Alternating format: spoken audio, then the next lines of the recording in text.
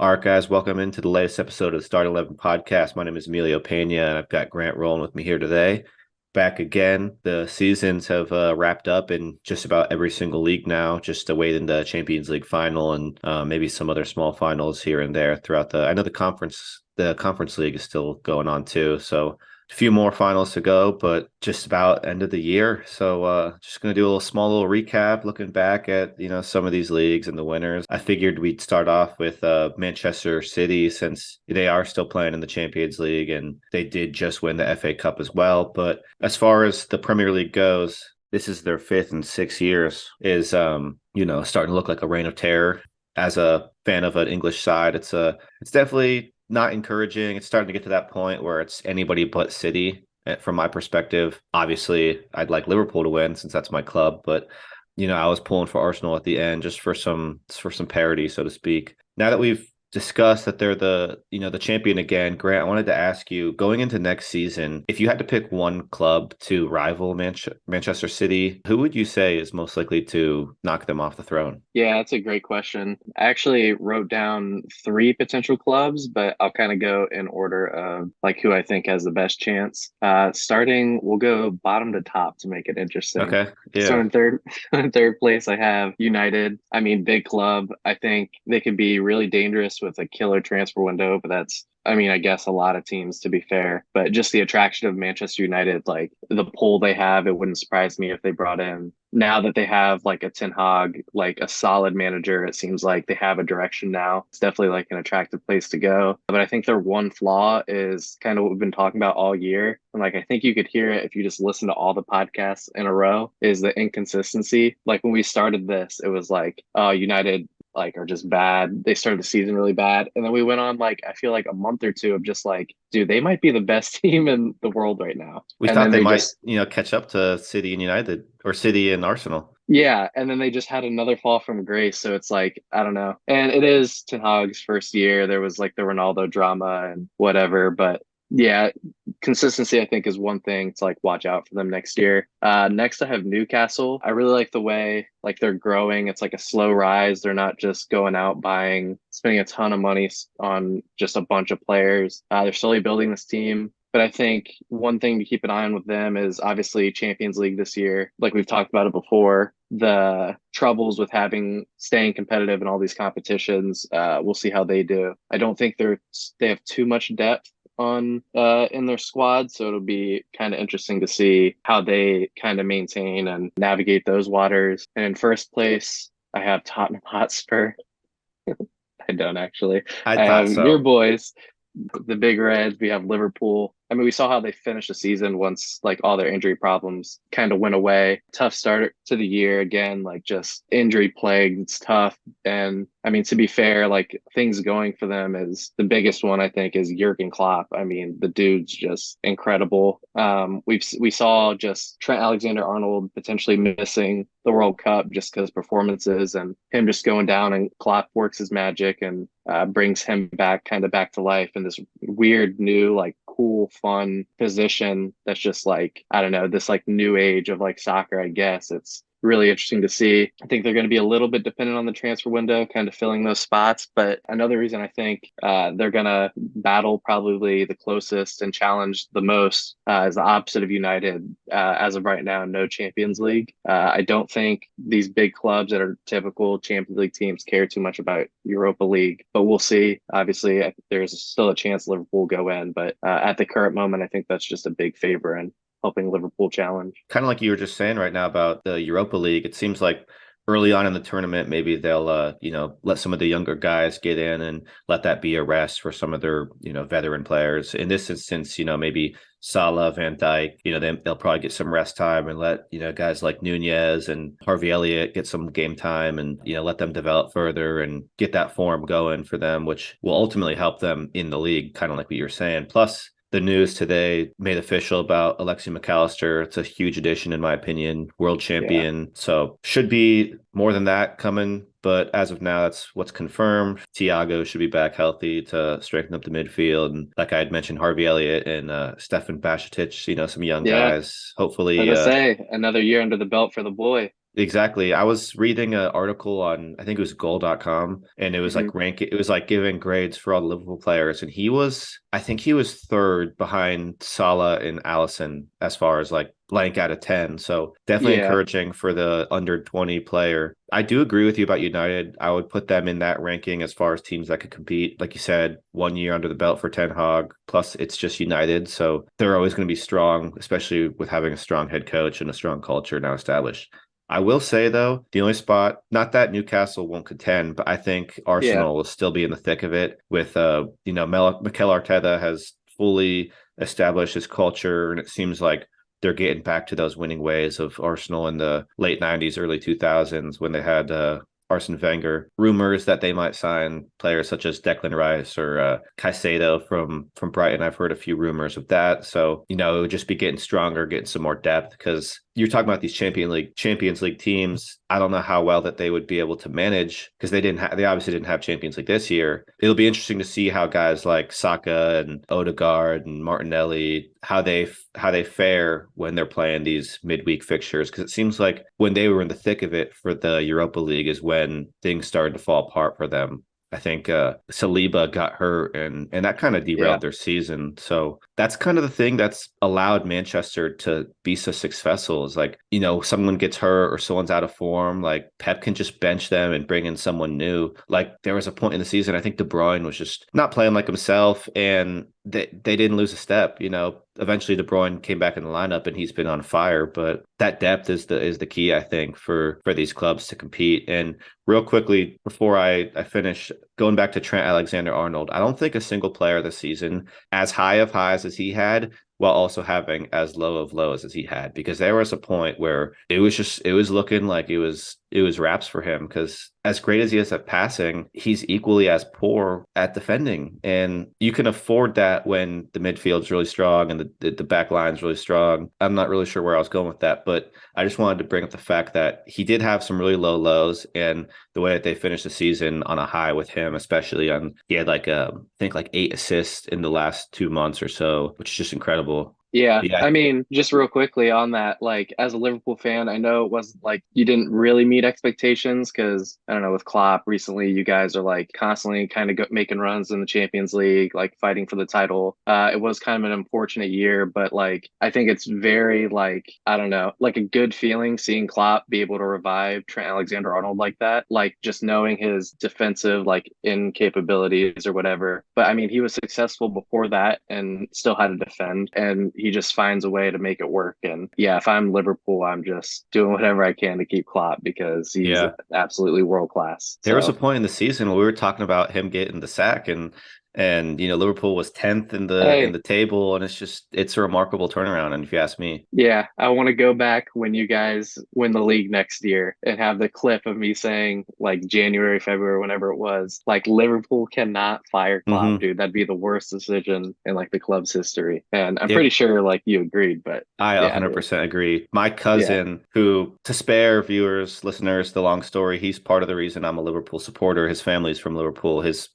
The side that we don't share blood, so to speak, is from Liverpool. But when we were talking about the team mid-season, he's like, just as long if we lose Klopp, I'm going to lose hope for this club, man. And I think that's a very accurate way of putting it because he is. It's just I don't know if there's a manager in the like all of football who kind of just like embodies the club as well as he does, in my opinion. But maybe I'm just being a homer. Who knows? I did want to transition from that into some of Klopp's these other former team. leagues. Yeah, exactly. Klopp's former team. I think the previous episode that we did, I think we were kind of assuming that Dortmund were going to do it based off of the team that they were playing. The Mainz side wasn't, the strongest, so to speak. They bottled it pretty poorly, pretty badly, going down 2-0 pretty early, and Haller missing that penalty kick maybe prior to 20 minutes in the game. And then, of course, Bayern win their game, and it was even for a good chunk. And then Musiala scored a winner pretty late. Both teams had the same amount of points, I think 71 points, One. 72 points, or something Yeah. like that,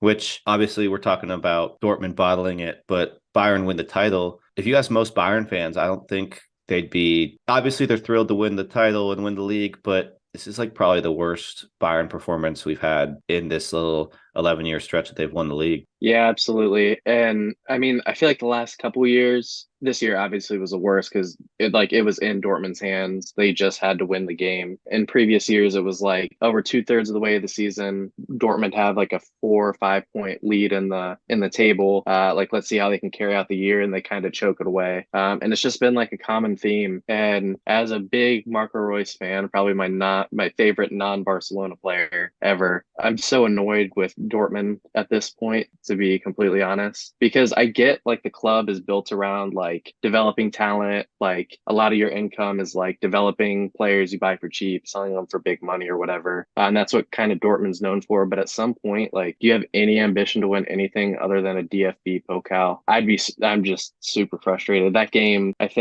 mean, there have been Clásicos where Barcelona has been thrashed, and I don't think I was as mad as, I don't know what it was about that game, just because I don't know. Bundesliga, as like, I would love to be like a bigger fan, but there's just like no parity. It's so Bayern Hmm. dominant. The only like plus side that came out of it was the American boy Giovanni Reina coming off the bench, 2 assists to at least give Dortmund hope. But yeah, it was very disappointing because again, it was the one time it was one game in Dortmund's hands. Like it was up to them, and yeah, they just They couldn't were at do it. home too, right? I'm not sure. It might have been at Mines, I but think so too. I remember watching the game though, and that stadium was full of Dortmund fans. Because remember when I forget who Bayern were playing, but when they The won that sprinklers. penalty, Oh, I'm what? thinking of something else. In their game against Cologne, whatever, there was Okay. a point where like the sprinklers came up in the last game. I Okay. thought you were talking about that. Oh no, when because if Bayern drew and Dortmund drew, Dortmund won the title. Bayern were up 1-0 and then gave away a pen and it was converted, and like the whole stadium you heard just like start cheering. So even if Right. it was away, it felt like a Dortmund home game, which makes it almost even worse. But I think part of the reason why I thought it was a home game was because after the game, Jude Bellingham posted something on Instagram, and it was a really cool picture where he was in the foreground, blurred, but then in the background, you saw the yellow wall, and they were in focus. And just for some photography nerds, they would love that. But I thought that that might have taken place at that game, and you might be right. his injury was really unfortunate because I think he Such missed the bad last two timing. games. I know it's just terrible timing because I mean he won Bundesliga Player of the Year too, which Yeah. ultimately doesn't mean as much without the title as he put it. So, and Did you? it looks like they're probably going to lose him this summer. Yeah. Did you see the post too that the real trophy was in Dortmund or wherever they were playing because they just assumed like Bayern Right. celebrated with the replica? Like That's that just nuts. hurts even more, dog. Like Hmm. everyone was like, "Dude, this is your trophy. Like take it," Yeah. and they just couldn't. They took one out of the Spurs page as far as bottling goes. Yeah. Moving on though to well, actually, real quickly, I wanted to ask a super quick question because I thought it was Yeah. interesting. Christopher Nkunku, who it's like the worst kept secret that has yet to be confirmed that he's going to Yeah. Chelsea, Unless but you're Morgan. unless you're Morgan, yeah. But he won like the Golden Boot for Bundesliga despite missing like I think he only played in like 20 games or something like that, Yeah. which is outrageous. But do you think that Leipzig had a chance maybe if he never missed that time, do you think that they had a chance to compete? Because when you look at the table, they aren't that far out. Yeah, they were at 66 points. So, I mean, It's a you few take two of games. those Just losses or two ties, that's yeah. give those wins, like that's a decent shift in points. No, I think you're 100% correct. I mean, it's crazy just thinking that like he finished as top scorer and played like half of the season. Right. But yeah, back to like the Chelsea thing though. It'll be interesting to kind of watch him there because he is kind of like a João Felix, I feel like, where it's not like pure like poaching striker like a Lewandowski or He's like a like second a striker. Benzema. Yeah, and like I don't know, these past like 20 years, that has not worked out for Chelsea. I just kind of going through all of them. But I mean, if he's doing that in the Bundesliga, like Chelsea are going through problems. But I do think it's funny though that Morgan was adamant. He's like, he signed for Chelsea in the winter. We're like, dude, I don't see that anywhere. He's like, dude, I Right. promise. And it's like breaking news. Morgan reported first that he's going to Chelsea. It'll be interesting. Like you said, it'll be interesting because, informed Nkuku plus Lukaku, who's dating Meg the Stallion, allegedly, like that combo Yeah. would go crazy up front. We'll talk about that later Yeah, we'll talk too. about But that later. I wanted to transition to your team, Barcelona. I think we had maybe briefly talked about it, but I still think it's worth getting into. They won La Liga for the first time in I think 4 years. It's the first time in the post Messi era, which might be a small era. We might get into that in a little bit too. Might be a quick spell. But I wanted to ask, like, now that that's, you guys have won the league under Xavi and everything. I think it's his first, yeah, definitely his first time winning it as a manager, of course, several times as a player. That's goes without saying.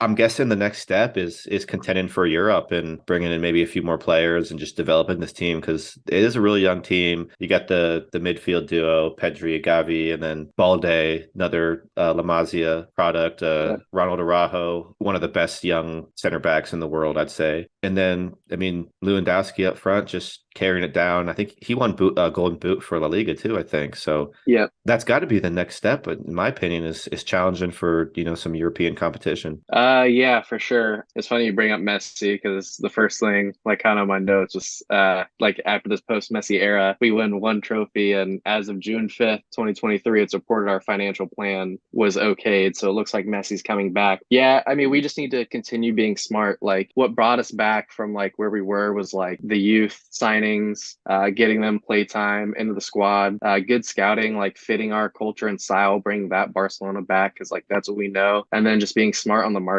I mean, Christensen was incredible this year. We got him for free. Kessie for free. Lewandowski on a really good deal. We just need to continue that and not signing these, I don't know, mega signings. And like you kind of look around the league, like outside of Holland, who had a release clause, like City's not doing anything crazy. They're getting good prices on players. They'll have their odd, but they're not like financially in debt or what anything. Liverpool have their odd expensive signing, but they usually do really good business. So we just can't get caught up in like the PSG or Real Madrid where they can afford to kind of splash money and they'll be all right. But yeah, Europe is definitely like number one on our list. Maybe not necessarily winning the Champions League as nice as that would be next year. Like we still have to remember like we're still in financial trouble even though it's gotten better. Like we're still like kind of limited, but just like not losing sight and like jumping too early into these things. But yeah, I think we definitely need to make a decent little run in Europe this year just to, I don't know, kind of get that bad juju out of the club. Get some of these guys Kind some of experience too in the European exactly. competitions. And kind of raise morale. Cause I mean, last time, I mean, the last couple years, we've gone out in the group stage of the Champions League. Before that, it was the Liverpool. And then before that, it was Roma, the thrashing from Bayern Munich. Like, we just need to get that morale out of the club and like remember, like, we're European giants and we're competing with this and kind of get that because this is a new, fresh team. Like, but yeah, definitely Europe is going to be like the standard next year. We'll get into it a little bit later, but maybe it might be a great time to strike too, because it looks like the it's an end of an era in or not Barcelona, in Real Madrid. Some of their more tenured players are moving away. It appears to be. Before we get to that, though, I wanted to because we talked about Napoli because they won the league, so they won the league Yeah. so early that we talked about it already. But quick Yeah. congratulations to Napoli, Thank you. Scudetto. You Oh, know, well, congratulations to you as well because it's a great feeling to yeah. be a league champion. Yeah. But we do have to talk about PSG. They did win League One again. I think it's like eighth time in 11 years, ninth time in 11 years, something like that. But it seems like a lot of PSG supporters and the players were just ready to get the season over with. You got Yeah. Messi leaving confirmed. You got Sergio Ramos leaving confirmed. Verratti left the field kind of in they were doing the trophy celebration thing and he kind of just like walked off afterwards with Messi and Neymar and also their manager Galtier. They seem like they're in a state of flux. Like for the longest time, it seems like they've just been like pseudo Galactico era where it's like let's just bring in players that are established and it looks good on paper like you're playing FIFA like this is the best team clearly, but obviously it's not how it works. If you're an Hmm. NBA fan and watching the NBA finals right now, you're seeing that with the Miami Heat. It's a team that no one really expected to make it this far.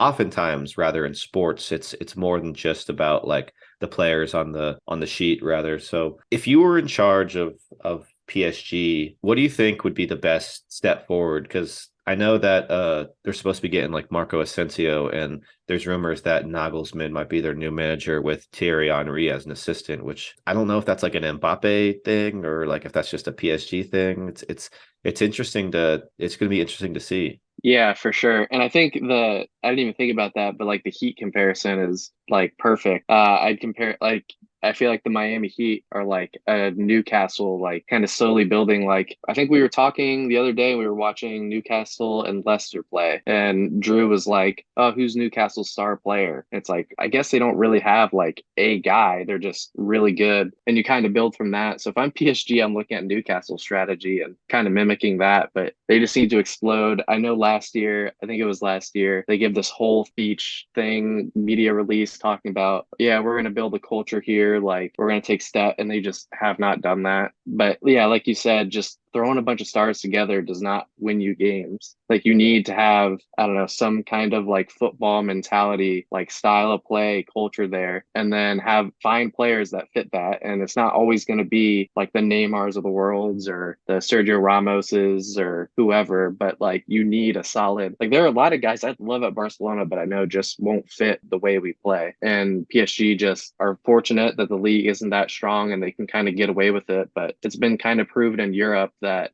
like when you're going up against like the elite teams in the world, like it just does not work out because while they have like the more talented team on paper, like it's not individual talent that's going to win you games, it's system. So They still yeah, I only think won the league by 1 point. yeah, I was just about to say that too. I was shocked. I saw some like ESPN FC or some Instagram post saying that, and I looked at the table and I was like, "What?" Like I thought they were way out, but no, Same. they were. And I think they won the game this past week. So if they would have somehow lost it, they lose the league, right? Right. Which Yeah. would have been wild. And I mean, respect Disastrous. to Lens, Yeah. Lons, but like, dog, come on. That team in any other of the top five leagues is like mid-table at best. Like, and that's who you're fighting. Like, come on now. Like, again, Since like you since back you that. said that, I just had a super quick question that just came to my head.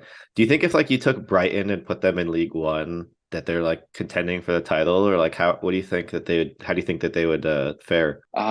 I think they'd definitely be maybe not contending with the title, and maybe that's PSG and kind of Bayern's problem. We can get into that later. There's not competition, so it doesn't feel like any urgency in the league. But Brighton in League One, I think would be. I mean, again, like how many times do you think Brighton, if Lens and Brighton played 10 times, like I have Brighton winning probably eight of them, and they finished Hmm. second, like almost won the league, snuck it from PSG. So yeah, I think they'd definitely be easily a top four team, probably competing for the title in there. That would be interesting because you know I think they only get two Champions League spots like guaranteed, so Yeah. it's kind of just like a reflection on the league when you see that like it's not as strong. They just happen to have a club that is owned by like a multi-billionaire or whatever their owner, however much he makes. But that definitely has helped them since the takeover because they're not like a massively historic club or anything. They're just pretty Yeah. rich. I mean, their most historic club is probably Marseille,